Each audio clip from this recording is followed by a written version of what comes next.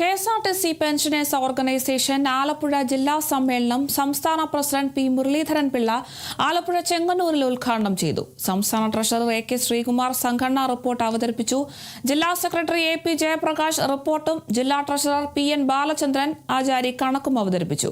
തുടർന്ന് നടന്ന തെരഞ്ഞെടുപ്പിൽ പുതിയ ഭാരവാഹികൾ ചുമതലയേറ്റു. A അലികുഞ്ഞ് ജില്ലാ പ്രസിഡന്റായും AP ജയപ്രകാശ് ജില്ലാ സെക്രട്ടറിയായും PN ബാലചന്ദ്രൻ ആചാരി ജില്ലാ ട്രഷററായും തെരഞ്ഞെടുക്കപ്പെട്ടു. KSRTCയിലെ പെൻഷൻ പരിഷ്കരണം അടിയന്തരമായി നടപ്പിലാക്കണമെന്നും പെൻഷൻകാരുടെ ന്യായമായ ആവശ്യങ്ങൾ പുതിയ സർക്കാർ അംഗീകരിച്ചില്ലെങ്കിൽ ശക്തമായ സമരപരിപാടികൾ സംഘടിപ്പിക്കുമെന്നും ജില്ലാ സമ്മേളനത്തിൽ പറഞ്ഞു.